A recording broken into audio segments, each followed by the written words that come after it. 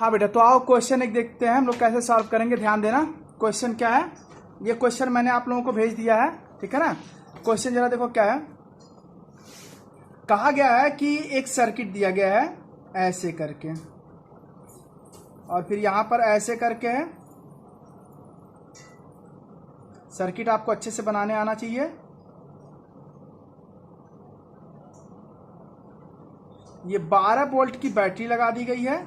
ये R1 है, ये R2 है, ये R3 है।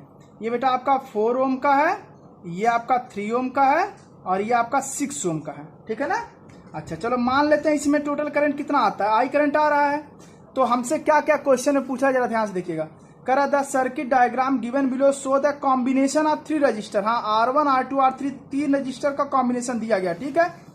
करा फाइंड द टोटल रेजिस्टेंस। अच्छा, हमको आर इफेक्टिव बताना है, मतलब टोटल रेजिस्टेंस बताना है। दूसरा फाइंड द टोटल करंट बताना है। अच्छा, और तीसरा क्या बताना है, कह रहा है कि पोटेंशियल किसके क्रॉस, R1 के क्रॉस, मतलब यहाँ पोटेंशियल कितना होगा ये बताना है। यही नहीं, मैं यहाँ भी बता दूंगा आप पोटेंशियल कैसे निकाल सकते हो, ठीक है ना। चलो आओ देखो क्वेश्चन सॉल्व कैसे करते हैं। बहुत सिंपल है, अभी मैंने आपको बताया। तो सबसे पहला काम बेटा ये करना है, आपको क्या करना है कि आप प्लस से चलना। चलो प्लस से चलते हैं। पहले इक्विवेलेंट सर्किट बनाओ। कैसे बनाओगे देखो, पहले हम प्लस से चलते हैं। अब प्लस से चलेंगे तो जब सिंगल रजिस्टर होगा छोड़ देंगे, आगे बढ़िए। यहां जब पहुंचा देखो 2 ब्रांच, एक ब्रांच ये, एक ब्रांच ये। इस ब्रांच में भी सिंगल रजिस्टर, इस ब्रांच में भी सिंगल रजिस्टर, मतलब पहले इन दोनों को हम सॉल्व करेंगे। तो इक्विवेलेंट सर्किट कैसे बनाएंगे जरा ध्यान से देखो। इन दोनों की जगह पर एक ही रजिस्टर, इसको तो एज यूजुअल ऐसे ही रहने दिया R1 को। यहां पर चूंकि R1 R2 R3 हो चुका है, तो इन दोनों के जगह पर मैं एक रजिस्टर लगा रहा हूं जिसका रेजिस्टेंस मैं R4 मान लेता हूं। क्या मान लेता हूं, R4। और यहां पर वही काम होगा, बैटरी आपका 12 वोल्ट का ही होगा, करंट इसमें आई होगा। फिर जरा देखो इसका इक्विवेलेंट कैसे बनाएंगे बेटा। यहां प्लस से चलते हैं, ये सिंगल छोड़ दो, ये सिंगल छोड़ दो। जब सब सिंगल सिंगल है तब एक काम करो, इन दोनों की जगह पर एक ही लगा दो। और लास्ट में जब सिंगल लगता है तो उसी को हम क्या कहते हैं, इक्विवेलेंट कहते हैं। क्या कहते हैं, ये तो 12 वोल्ट का ही था, करंट आई था, हम मान लेते हैं ये आर इफेक्टिव है, ठीक है ना। देखो सॉल्व करना कितना सिंपल है। पहले हमेशा सर्किट डायग्राम बना लेना। अब जरा देखो तो बेटा पहले इन दोनों को सॉल्व करते हैं। तो ये दोनों किसी में जुड़े हैं, पैरेलल में कि सीरीज में। तो हम देख रहे हैं अगर यहाँ करंट आई आया होता तो ये करंट आई आके यहाँ 2 हिस्सों में बढ़ता कि नहीं बढ़ता, क्योंकि 2 रास्ते मिले तो दोनों बटेंगे। और करंट अगर बटा तो वो पैरेलल कॉम्बिनेशन होगा। तो आप लिखेंगे since 3 ohm and 6 ohm are connected in parallel combination. अगर ये पैरेलल में है तो इनका इक्विवेलेंट, इनके जगह पर क्या लिखा, R4 लिखा है। और पैरेलल के केस में याद है आपको R1 अपान करके लिखते हैं। तो 1/R4 किसके बराबर हो जाएगा, 1/3 + 1/6 हो जाएगा। तो ये इन दोनों का एलसीएम आता है ना सॉल्व करने आप लोगों को। देखो कैसे करते हैं, पहले 3 और 6 का एलसीएम ले लेते हैं। तो 2 से पहले डिवाइड करते हैं, 3 तो होगा नहीं, तो 2 3 जा 6, फिर 3 से कर देते हैं 1 1, 3 2 जा 6 आ गया एलसीएम। तो 3 2 जा 6, तो 2 आया, 2 1 जा 2 प्लस 6 1 जा 6, 1 का 1 से करेंगे 1, तो ये हो जाएगा 3/6, 3 1 जा 3, 3 2 जा 6, कितना आ गया 1/2 आ गया। तो R4 का वैल्यू इतना आ गया। तो पलट दो R4 को, क्योंकि ये तो 1/R4 का वैल्यू आया है। तो R4 इक्वल टू क्या आ जाएगा, 2 ओम हो जाएगा।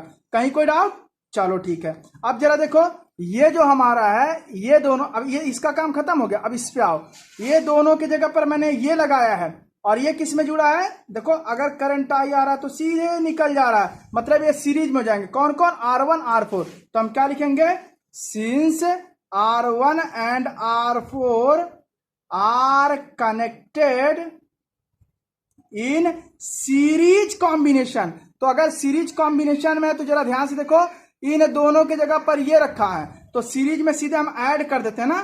तो आर इफेक्टिव जो होगा वो हो जाएगा R1 + R4 के बराबर। R1 आपका 4 ओम का है, R4 कितने ओम का बेटा, 2, हाँ 2 ओम का आया है। तो कुल मिला जुला करके 6 ओम का हो गया। तो ये पहला क्वेश्चन का जवाब हमारा आ गया कि टोटल रेजिस्टेंस क्या होगा ये बता दो। दूसरा इसी में पूछा है कि भैया टोटल करंट कितना होगा सर्किट का। तो जरा ध्यान से देखो तो बेटा, मान लो 12 वोल्ट की बैटरी है, आई करंट गया, भाई ये इसके इक्विवेलेंट है तो यहीं से निकाल लो आप। यहाँ भाई इसकी जगह पर तो एक ही रख सकते हो ना। तो ध्यान दो, मैंने माना करंट आई है, तो यहां पर एक काम करते, देखो क्या कर रहे हैं हम, बनारस जाएंगे किससे, इंडियन रेलवे से, ठीक है ना। एक ही फॉर्मूला ही इस्तेमाल करेंगे यहां पर। अब देखो V कितने वोल्ट का है, 12 वोल्ट का है, I यही तो निकालना है, और R इफेक्टिव कितना आया, R इफेक्टिव आया 6 का, तो यहां से I इक्वल टू कितना आ जाएगा, 12/6 मीन्स आपका 2 एम्पियर हो जाएगा। मतलब पूरे सर्किट में कितने का करंट फ्लो करेगा, 2 एम्पियर का करेगा। ये भी समझ में आ गया। तीसरा क्वेश्चन पूछा था, क्या पूछा था कि R1 के क्रॉस हमारा पोटेंशियल कितना होगा। तो R1 ये है ना, यहां पर पोटेंशियल मैं मान लेता हूं V1 होगा। जब भी किसी के भी ये क्रॉस पूछेगा तुरंत ऐसे 2 पॉइंट ले लेना और वहां पर ऐसे बना देना। मैंने मान लिया है पोटेंशियल V1 है, तो देखो तो बेटा रेजिस्टेंस तो दे ही दिया है, पोटेंशियल निकालना है। करंट जरा देखो तो यहाँ करंट कितना होगा, तो यहां से करंट आई चला होगा तो वही करंट यहाँ आएगा ना।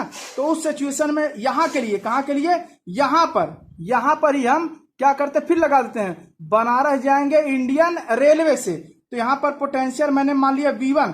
अब करंट तो इसमें आई है, आई का वैल्यू कितना निकला था, 2 एम्पियर, और यहाँ R देखो कितना है, R आपका 4 है, तो उस सिचुएशन में कितना हो जाएगा, 4 2 8 वोल्ट हो जाएगा।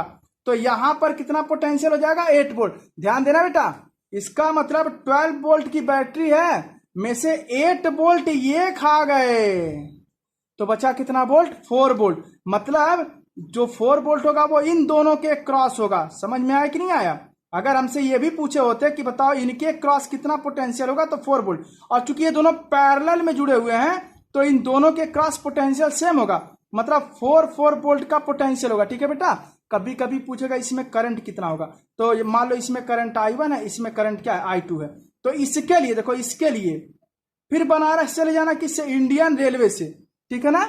अब देखो यहां पोटेंशियल कितना है, 4 वोल्ट का है, करंट कितना माना है आपने, I1, और रेजिस्टेंस कितना दिया, 3 दिया है, तो यहां से I1 इक्वल टू कितना आ जाएगा, 4/3 एम्पियर हो जाएगा।